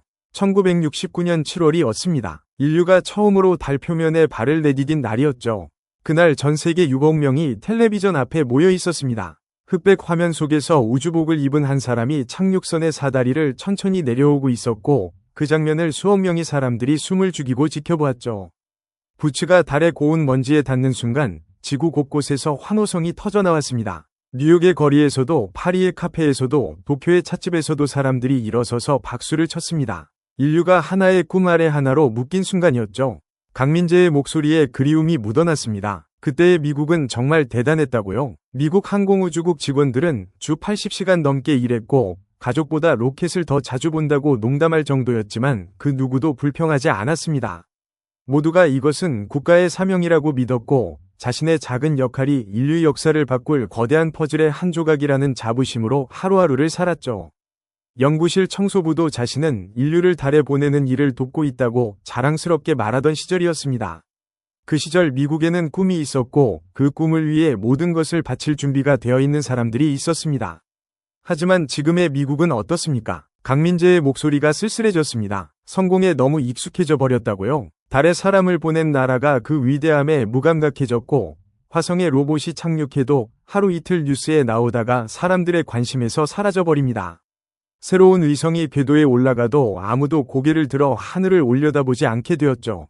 우주 탐사가 더 이상 가슴 뛰는 모험이 아니라 그저 일상의 한 부분이 되어버린 것이었습니다. 절실함이 사라진 것이었죠. 간절히 원하고 뜨겁게 달려가던 그 마음이 어느 순간부터 천천히 식어버렸고 이제는 그 열기의 잔해조차 찾기 어렵게 되었습니다. 강민재는 여기서 한국의 이야기를 다시 꺼냈습니다. 반면 한국은 매 발사마다 온 국민이 숨을 죽이고 지켜본다고요. 누리호 발사 때마다 수백만 명이 실시간 중계를 시청했고 새벽 1시에 진행된 발사에도 수백만의 국민이 잠을 포기하고 텔레비전과 휴대전화 앞에서 깨어 있었다는 것이었습니다. 발사가 성공하면 소셜미디어가 축하 메시지로 넘쳐났고 거리에서는 낯선 사람들끼리 악수를 나누며 기뻐했다고 했죠. 실패하면 온 국민이 함께 가슴 아파했고 비난 대신 다음에는 반드시 성공하자며 서로를 격려하고 위로했다고 합니다. 연구원들에게 응원 편지를 보내는 학생들도 있었고 발사장 근처에서 밤새 기다리며 응원하는 시민들도 있었다고요. 미국에서 사라져버린 그 열정과 간절함이 한국에는 아직 살아 숨쉬고 있었던 것입니다. 강민재는 그것이 어떤 기술력보다 더 무서운 힘이라고 했습니다. 기술은 시간과 돈을 투자하면 따라잡을 수 있지만 온 국민의 마음을 하나로 모으는 열정은 돈으로 살 수 없는 것이니까요. 그 열정이 한국의 진짜 무기라고 강민재는 말했습니다. 그런데 강민재를 더욱 깊이 감탄하게 만든 것이 있었습니다. 한국의 겸손함이었죠. 4차 발사에서 세계를 놀라게 한 직후에도 한국 사람들은 자만하지 않았다고요. 축하 파티를 열 시간에 이미 다음 목표를 발표하고 있었습니다. 달 착륙선 개발 계획과 화성 탐사를 위한 장기 로드맵이 발사 성공 직후에 공개되었죠. 성공의 기쁨에 취해 멈춰 서는 것이 아니라 축배를 들기도 전에 더 먼 곳을 바라보고 있었던 것입니다. 4차 발사의 감동이 채 가시기도 전에 벌써 5차, 6차를 준비하고 있다는 소식이 들려왔습니다. 강민재는 이것이 진짜 무서운 점이라고 했습니다. 멈추지 않는다는 것. 그것이 한국의 가장 무서운 점입니다. 실패해도 멈추지 않았고 성공해도 멈추지 않았습니다. 어떤 상황에서도 다음 걸음을 내딛는 나라였죠. 한번 목표를 정하면 그 목표에 도달할 때까지 절대 포기하지 않고 목표에 도달하면 또 다음 목표를 세우는 것이었습니다. 끝이 없는 전진이었죠. 이런 나라를 어떻게 따라잡겠느냐는 것이 강민재의 탄식이었습니다. 스튜디오가 깊은 침묵에 잠겼습니다. 강민재는 카메라를 정면으로 바라보았습니다. 이제 그의 시선은 진행자가 아니라 화면 너머의 수백만 미국 시청자들을 향하고 있었죠. 그는 또렷한 목소리로 말하기 시작했습니다. 한국을 과소평가하지 마십시오. 그들은 우리가 생각하는 것보다 훨씬 강합니다. 그 강함은 하루아침에 만들어진 것이 아닙니다. 수십 년간의 노력과 희생이 있었고 세계가 모든 것을 막았을 때도 주저앉지 않고 일어서서 다시 걸어간 정신이 있었습니다. 우리가 편하게 쉬는 동안 그들은 피땀을 흘리며 일했고 우리가 자만에 빠져 방심하는 동안 그들은 이를 악물고 묵묵히 전진하고 있었습니다. 강민재는 잠시 말을 멈추었다가 다시 입을 열었습니다. 이번에는 한국 사람들에게도 전하고 싶은 말이 있다고요. 그의 목소리가 미세하게 떨리기 시작했습니다. 당신들은 아무도 도와주지 않는 상황에서 모두가 불가능하다고 했던 일을 해냈습니다. 미국이 막았고 유럽이 외면했으며 세계가 비웃었지만 당신들은 멈추지 않았습니다. 홀로 연구실에서 밤을 새우고 가족의 얼굴도 제대로 보지 못하면서 오직 하나의 목표만을 향해 달려왔습니다. 그리고 마침내 해냈습니다. 그것은 기적이 아닙니다. 노력과 헌신이 만들어낸 필연적인 결과입니다. 스스로의 힘으로 역사를 쓴 것이며 그 누구도 부정할 수 없는 위대한 업적입니다. 방청석 어딘가에서 훌쩍이는 소리가 들려왔습니다. 진행자도 눈시울이 붉어진 채 고개를 숙이고 있었죠. 강민재 자신도 눈가를 손등으로 훔치며 마지막 말을 이어갔습니다. 자신이 30년 동안 우주 전략을 분석하면서 수많은 나라의 우주 프로그램을 지켜봐 왔다고요. 러시아의 거대한 로켓도 보았고 중국의 빠른 성장도 목격했으며 유럽의 정교한 기술력과 일본의 꼼꼼한 엔지니어링도 평가해왔습니다. 하지만 한국처럼 완전한 봉쇄 속에서 아무런 외부 도움 없이 처음부터 끝까지 오직 자국민의 손으로만 이 모든 것을 이루어낸 나라는 단 한 번도 본 적이 없다고 했습니다. 그래서 그 사실 앞에서 겸허해질 수밖에 없었다고요. 강민재는 최종적으로 미국의 선택에 대해 말했습니다. 미국 앞에는 두 가지 길이 놓여 있다고요. 하나는 한국을 진정한 파트너로 인정하고 동등한 위치에서 손을 맞잡는 것이었습니다. 과거처럼 위에서 아래로 가르치려 들지 않고 서로의 강점을 존중하며 함께 걸어가는 길이었죠. 다른 하나는 지금처럼 자만 속에서 방심하면서 점점 더 뒤처지는 것이었습니다. 어떤 길을 선택하든 그것은 미국의 몫이었지만 한 가지만은 분명하다고 했습니다. 미국이 잠든 사이에 한국은 깨어 있었습니다. 그 한마디가 스튜디오 전체를 관통했습니다. 방청석에서 박수가 터져 나왔고 그 박수는 오래도록 멈추지 않았습니다. 방송 초반에 한국이라는 이름의 웃음을 터뜨렸던 바로 그 사람들이 이제는 자리에서 일어서서 진심 어린 박수를 보내고 있었죠. 강민재는 조용히 고개를 숙였습니다. 카메라의 빨간 불이 꺼지고 나서야 그는 비로소 깊은 숨을 내쉬었습니다. 한국이라는 나라가 만들어낸 이 놀라운 이야기의 무게가 그의 어깨 위에 고스란히 남아있는 것 같았죠. 창밖으로 워싱턴의 밤하늘이 보였습니다. 그 하늘 어딘가 600km 상공에서 한국의 위성 13기가 지구를 돌고 있었습니다. 조용히 그러나 확실하게 한국의 존재를 전 세계에 알리면서요. 섹션 10. 해결과 여파 스튜디오 안의 공기가 무겁게 가라앉아 있었습니다. 강민재의 이야기를 듣는 내내 숨을 참고 있었던 것처럼 모든 사람이 깊은 침묵 속에 잠겨 있었습니다. 카메라 뒤편의 스태프들도 모니터에서 눈을 떼지 못했고 조명 아래 땀방울이 맺힌 진행자 리처드 콜먼의 이마가 화면에 클로즈업 되었습니다. 방송 시작 전만 해도 가볍게 진행할 수 있으리라 생각했던 그의 얼굴에는 이제 무거운 그림자가 드리워져 있었습니다. 손에 쥔 자료 카드의 모서리가 구겨진 것을 보면 무의식적으로 얼마나 힘주어 잡고 있었는지 알 수 있었습니다. 리처드 콜먼이 천천히 숨을 내쉬었습니다.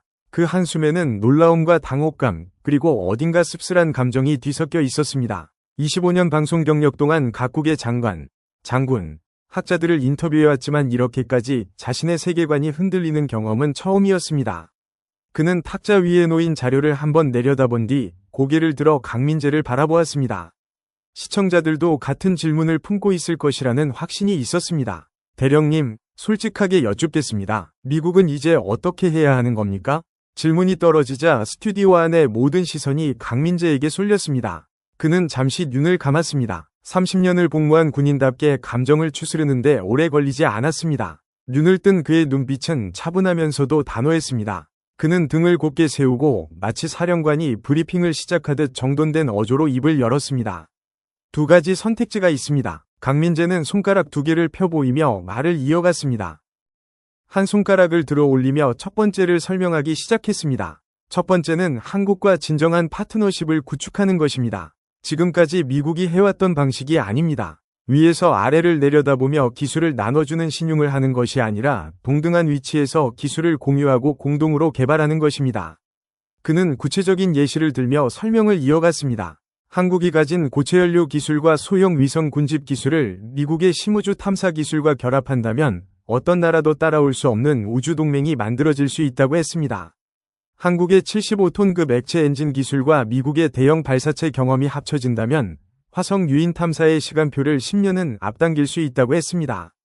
한국이 독자적으로 개발한 위성 통신 기술과 미국의 딥스페이스 네트워크가 통합된다면 태양계 끝까지 끊김없는 통신이 가능해질 것이라고도 했습니다. 그의 목소리가 잠시 낮아졌습니다. 마치 다음에 할 말의 무게를 미리 가늠하는 듯했습니다.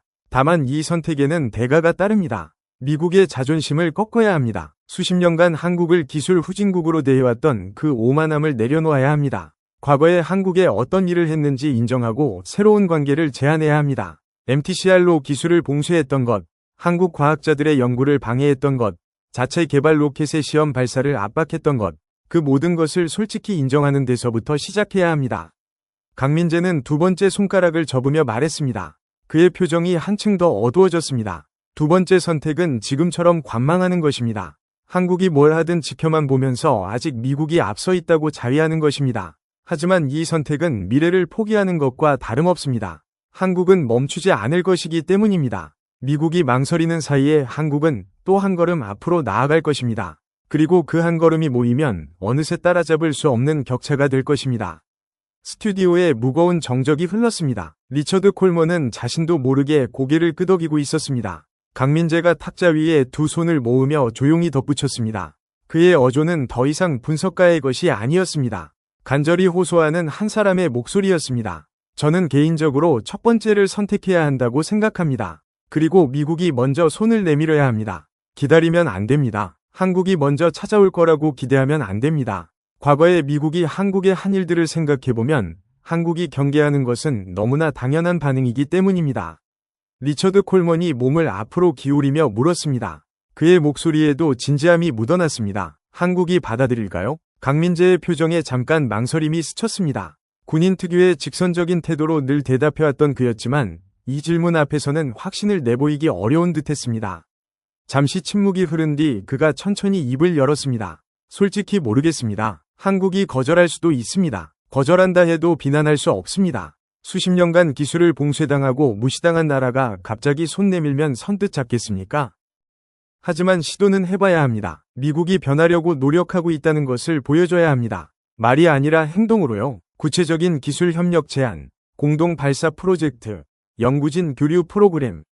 그런 것들을 먼저 내놓아야 합니다. 그 순간 스튜디오 한쪽에서 또 다른 목소리가 들려왔습니다. 화면이 전환되면서 별도의 모니터를 통해 영상 연결된 한 여성의 얼굴이 나타났습니다. 사라 톰슨이었습니다. 전직 나사 자문관으로서 우주기술 분야에서 20년 이상의 경력을 가진 그녀는 이 방송의 패널로 초청되어 있었습니다. 짧게 정돈된 은발 머리카락과 날카로운 눈빛이 화면을 통해서도 전해졌습니다. 사라 톰슨의 표정은 진지했습니다. 그녀의 배경에는 나사 시절의 사진들이 걸린 서재가 보였고 책상 위에는 두꺼운 보고서 뭉치가 쌓여 있었습니다. 한국 우주 프로그램 분석이라고 적힌 파일이 맨 위에 놓여 있는 것이 카메라에 잡혔습니다. 저도 한 말씀 드려도 될까요? 저는 지난 6개월간 한국의 우주 기술 발전을 집중적으로 분석해왔습니다. 결론부터 말씀드리면 한국의 발전 속도는 전례가 없는 수준입니다. 미국이 30년 걸린 기술을 한국은 10년 만에 따라잡았고 일부 영역에서는 이미 추월했습니다. 특히 소형 위성의 군집 운용 기술과 정밀 궤도 투입 능력은 나사 내부에서도 감탄의 목소리가 나올 정도입니다. 그녀는 잠시 호흡을 가다듬으며 안경 너머로 카메라를 응시했습니다. 앞으로 10년 안에 한국은 달 착륙선을 보낼 것입니다. 화성 탐사까지도 해낼 수 있을 것입니다. 이것은 희망사항이 아니라 데이터에 근거한 예측입니다. 한국의 예산 증가율과 기술 발전 곡선, 그리고 인력 확충 속도를 보면 그렇게 될 수밖에 없습니다. 현재 한국의 우주 개발 예산 증가율은 연평균 12%입니다. 미국의 3%와 비교하면 그 차이가 어디로 귀결될지는 자명합니다. 사라 톰슨이 카메라를 향해 고개를 약간 숙이며 말을 이었습니다. 그녀의 목소리에는 과학자 특유의 냉철함과 함께 경고의 뉘앙스가 담겨 있었습니다. 더 중요한 것은 한국이 우주기술에서 멈추지 않을 것이라는 점입니다. 우주기술은 인공지능, 양자 컴퓨팅, 바이오 기술과 모두 연결되어 있습니다. 한국은 이 모든 분야에서 동시에 전진하고 있습니다. 위성 데이터를 인공지능으로 분석하고 양자 암호 통신으로 보호하며 우주 환경에서의 바이오 실험까지 계획하고 있습니다.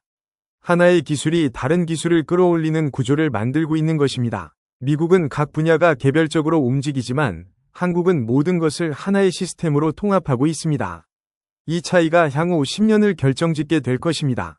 그녀의 마지막 말은 경고에 가까웠습니다. 미국이 지금 협력하지 않으면 경쟁에서 뒤처질 수 있습니다. 이것은 가능성이 아니라 시간 문제입니다. 화면이 다시 스튜디오로 돌아왔을 때 강민재는 조용히 고개를 끄덕이고 있었습니다. 사라 톰슨의 분석이 자신의 주장을 뒷받침해주는 것에 대한 동의의 표시였습니다. 리처드 콜먼은 두 전문가의 이야기를 들으며 자신의 얼굴에 떠오른 복잡한 감정을 숨기지 않았습니다.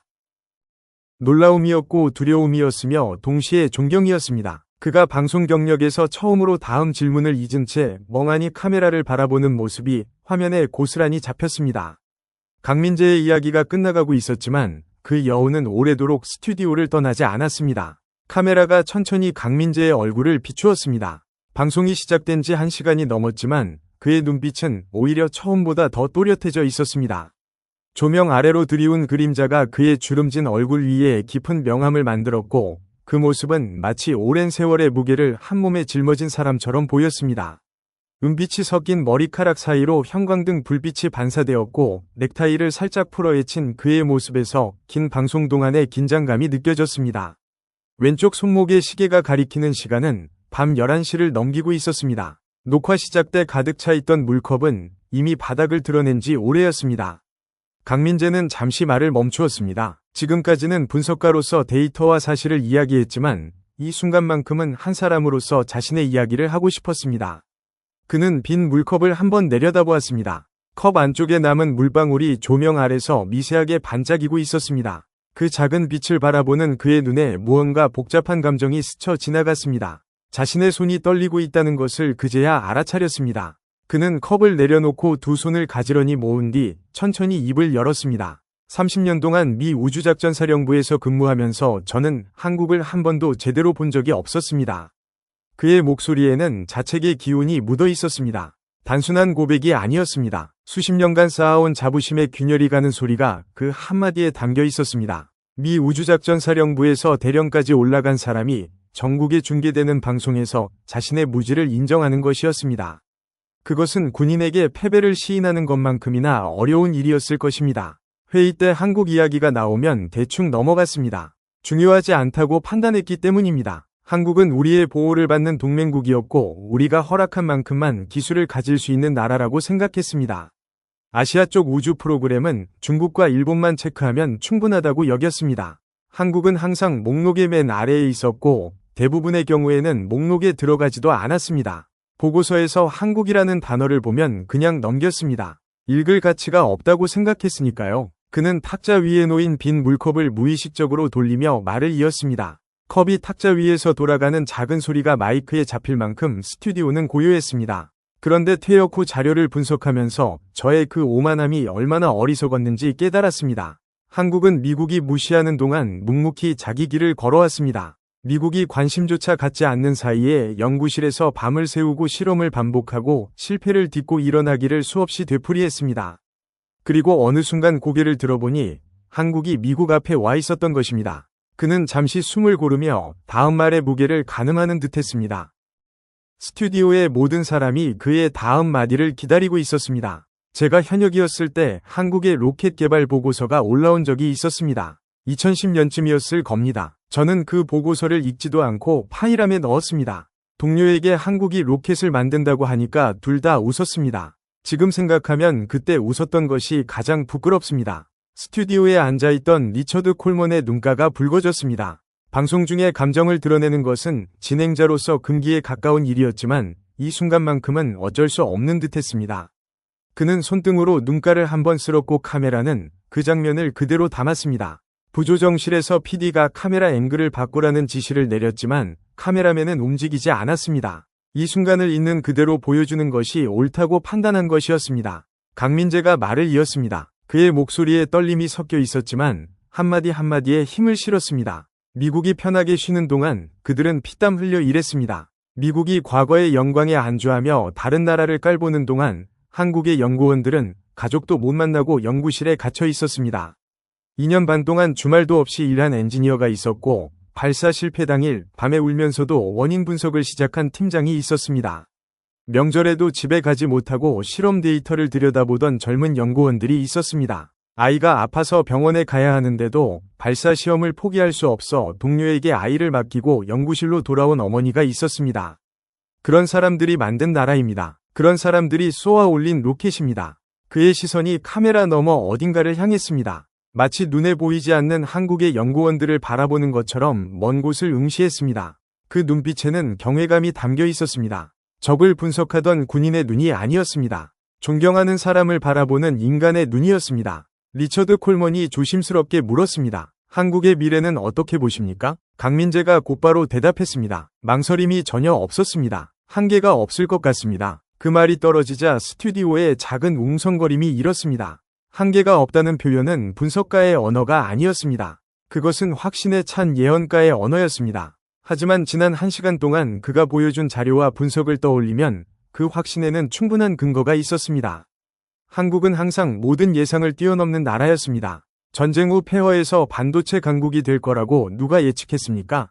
인터넷도 제대로 없던 나라가 세계 최고의 디지털 인프라를 갖출 거라고 누가 상상했습니까? 자동차 한 대 만들지 못하던 나라가 세계 5위 자동차 수출국이 될 거라고 누가 생각했습니까? 로켓 하나 만들 수 없다고 조롱받던 나라가 자력으로 우주 발사체를 완성할 거라고 누가 믿었습니까? 한국은 매번 불가능을 가능으로 바꿔왔습니다. 그리고 매번 세상을 놀라게 했습니다. 강민재의 목소리에 힘이 실렸습니다. 그의 등이 더욱 곧게 펴졌고 두 주먹이 가볍게 쥐어졌습니다. 어깨가 넓어지는 것처럼 보일 만큼 자세가 달라졌습니다. 한국은 이미 달 착륙선을 계획하고 있습니다. 화성 탐사선도 로드맵에 올라와 있습니다. 자체 우주 정거장까지 구상 중입니다. 불과 10년 전만 해도 누구나 불가능하다고 했을 일들입니다. 하지만 한국은 불가능하다는 말을 듣는데 익숙한 나라입니다. 그리고 그 불가능을 가능으로 바꾸는데도 익숙한 나라입니다. 그는 한번 목표를 정하면 끝까지 해내는 나라라는 것을 누리호가 이미 증명했다고 말했습니다. 1차 발사에서 실패했을 때 세계는 한국의 우주 프로그램이 끝났다고 평가했습니다. 미국의 전문가들은 최소 5년은 걸릴 것이라고 예측했습니다. 하지만 한국은 1년도 되지 않아 2차 발사에 성공했습니다. 3차에서 완벽함을 보여주었고 4차에서 세계를 충격에 빠뜨렸습니다. 실패를 실패로 받아들이지 않고 다음 성공을 위한 데이터로 전환하는 능력. 그것이 한국의 진짜 무기라고 그는 말했습니다. 누군가가 불가능하다고 말할 때 한국은 이미 가능한 방법을 찾고 있었습니다. 이것이 한국이라는 나라의 본질이라고 그는 말했습니다. 그리고 강민재는 천천히 카메라를 정면으로 바라보았습니다. 화면 가득 그의 얼굴이 잡혔습니다. 61년의 세월이 새겨진 눈가의 주름 사이로 조명 불빛이 반짝였습니다. 그는 마치 미국 전체를 향해 말하는 것처럼 또박또박 발음했습니다. 한 글자도 흐트러짐 없이 또렷하게 말했습니다. 한국은 더 이상 미국이 가르치는 나라가 아닙니다. 이제는 미국이 배워야 하는 나라입니다. 스튜디오가 조용해졌습니다. 숨소리마저 들리지 않았습니다. 카메라 뒤편에서 누군가 숨을 들이마시는 소리만이 희미하게 들렸습니다. 그 사실을 인정하는 것이 불편하다면 그것은 미국의 문제이지 한국의 문제가 아닙니다. 한국은 미국의 인정을 기다리며 멈춰 서 있지 않습니다. 그들은 이미 앞으로 달려가고 있습니다. 미국이 받아들이든 받아들이지 않든 한국은 계속 전진할 것입니다. 미국의 승인이 한국에게 필요했던 시대는 이미 끝났습니다. 강민재의 마지막 말이 스튜디오 안에 울려 퍼졌습니다. 그 세 단어는 짧았지만 그 안에 담긴 무게는 지난 1시간의 모든 이야기를 압축한 것이나 다름없었습니다.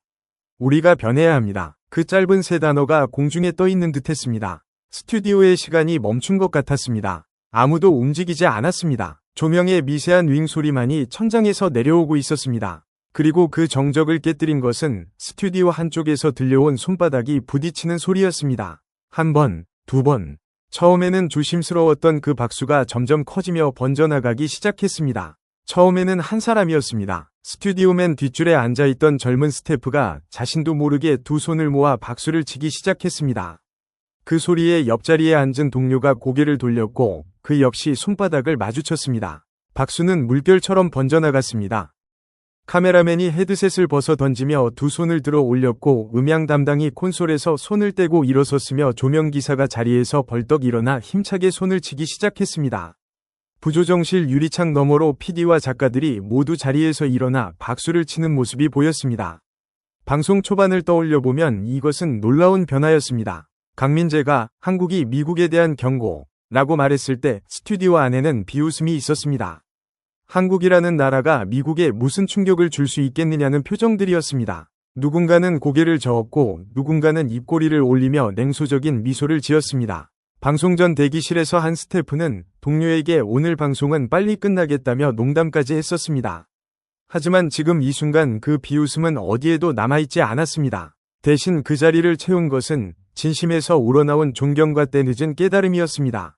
1시간 전이 자신들이 얼마나 무지했는지를 깨달은 사람들의 얼굴에는 부끄러움마저 떠올라 있었습니다. 박수 소리가 스튜디오 전체를 가득 채웠습니다. 벽에 부딪혀 돌아오는 메아리까지 합쳐져 그 소리는 마치 경기장에서 울려 퍼지는 함성처럼 웅장했습니다. 강민재는 그 박수를 받으며 가만히 앉아 있었습니다. 그의 입가에 아주 옅은 미소가 떠올랐지만 눈빛은 여전히 무거웠습니다. 이 박수가 자신을 향한 것이 아니라 수천 킬로미터 떨어진 대한민국의 이름 없는 연구원들을 향한 것이어야 한다고 생각하는 듯했습니다. 그는 가볍게 고개를 숙여 감사의 뜻을 표했지만 그것은 박수에 대한 것이 아니라 자신에게 진실을 말할 기회를 준 이 자리에 대한 것이었습니다. 리처드 콜먼이 떨리는 손으로 자료를 내려놓았습니다. 목소리가 평소와 달랐습니다. 25년간 갈고 닦은 안정적인 진행 톤이 아니라 한 인간으로서의 떨림이 그대로 묻어나는 목소리였습니다. 그는 한번 크게 심호흡을 한 뒤 카메라를 바라보았습니다. 붉어진 눈가를 감추려 하지 않았습니다. 그 모습 자체가 오늘 방송이 얼마나 특별한 것이었는지를 말해주고 있었습니다. 시청자 여러분, 오늘 이 방송은 제 경력에서 가장 충격적인 인터뷰였습니다. 강민재 전 대령님이 보여주신 용기에 감사드립니다. 미국의 불편한 진실을 이렇게 솔직하게 말씀해 주신 것은 애국심의 또 다른 형태라고 저는 생각합니다. 진정한 애국은 자기 나라의 잘못을 감추는 것이 아니라 마주하는 것이니까요. 그는 잠시 말을 멈추었습니다. 스튜디오의 박수가 서서히 잦아들기를 기다렸습니다. 완전히 고요해진 뒤 그는 마지막 한마디를 천천히 덧붙였습니다. 한 글자 한 글자에 무게를 실어서 말했습니다. 오늘 밤 하늘을 올려다보실 때 기억해 주십시오. 그 하늘 위에 한국의 위성 13기가 돌고 있다는 것을요. 우리가 모르는 사이에 그들은 이미 거기 있었습니다. 방송이 끝났습니다. 화면에 엔딩 크레디트가 올라가기 시작했습니다. 하지만 스튜디오 안의 박수는 쉽게 멈추지 않았습니다. 오히려 방송이 끝났다는 해방감의 박수는 더 커졌고 곳곳에서 탄식과 감탄이 터져나왔습니다. 강민재는 마이크를 내려놓고 천천히 자리에서 일어났습니다. 보좌관 박준서가 다가와 외투를 건넸습니다. 박준서의 눈가도 붉어져 있었지만 젊은 보좌관은 그것을 숨기려 하지 않았습니다. 두 사람은 말없이 고개를 끄덕이며 인사를 나누었고 조용히 스튜디오를 빠져나왔습니다.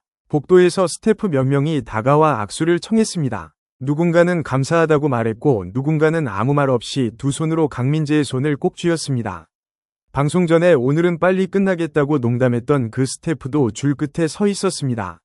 그는 강민재의 손을 잡으며 고개를 깊이 숙였습니다. 말은 필요 없었습니다. 강민재는 한 사람 한 사람에게 조용히 고개를 숙여 인사했습니다.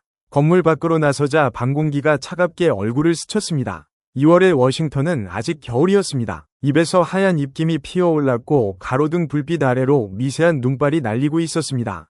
방송국 건물의 거대한 유리창의 스튜디오에 불빛이 반사되어 마치 또 하나의 별처럼 빛나고 있었습니다. 강민재는 걸음을 멈추고 고개를 들어 밤하늘을 올려다보았습니다. 도시의 불빛 때문에 별이 드문드문 보이는 하늘이었습니다. 하지만 그는 눈에 보이지 않는 것을 보고 있었습니다. 600km 상공 어딘가에서 한국의 위성 13기가 소리 없이 지구를 돌고 있을 것이었습니다. 초속 7km의 속도로 한치위 오차 없이 궤도를 따라 움직이며 자신들을 쏘아 올린 나라를 내려다보고 있을 것이었습니다. 강민재는 한참을 서서 하늘을 바라보았습니다. 박준서가 옆에서 조용히 기다렸습니다. 차가운 바람이 두 사람의 외투 자락을 흔들었지만 누구도 움직이지 않았습니다. 강민재의 눈에 빛이 어렸습니다. 눈물인지 가로등 불빛의 반사인지는 알 수 없었습니다. 다만 61년을 살아온 노군인의 얼굴 위로 무언가 따뜻한 것이 흘러내렸고 그는 그것을 닦지 않았습니다.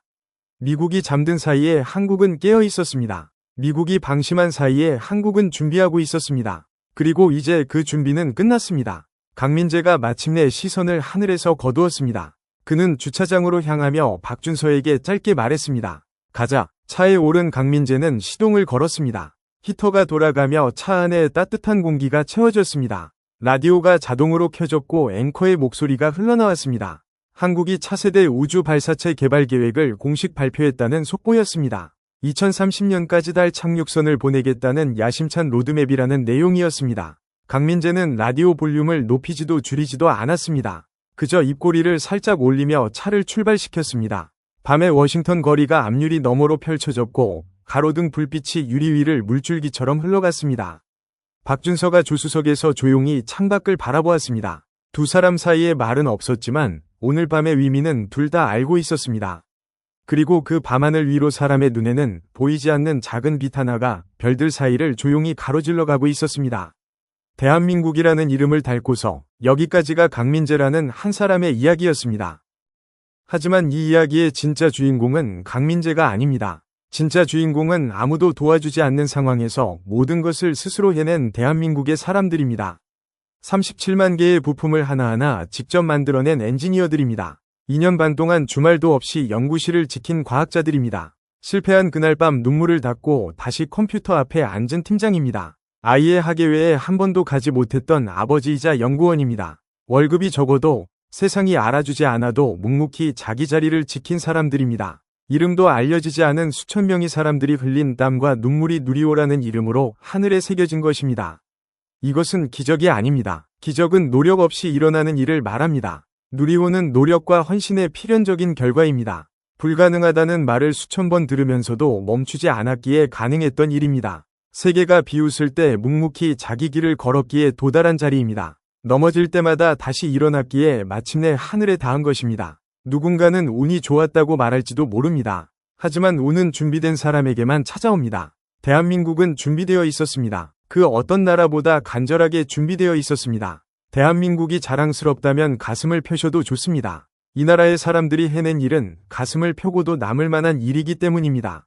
한국이라는 나라의 이름이 이제 지구 밖 우주에까지 새겨졌기 때문입니다. 그리고 이것은 끝이 아니라 시작입니다. 누리호가 열어젖힌 문 너머에는 달이 있고 화성이 있으며 인류의 상상이 닿는 모든 곳이 있습니다.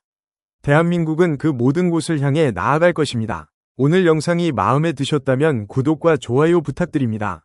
여러분의 댓글 하나하나가 다음 이야기를 만드는 큰 힘이 됩니다. 대한민국에 대해 느끼신 점을 댓글로 남겨주시면 함께 나누고 싶습니다. 여러분이 알고 있는 대한민국의 자랑스러운 이야기가 있다면 그것도 함께 들려주십시오.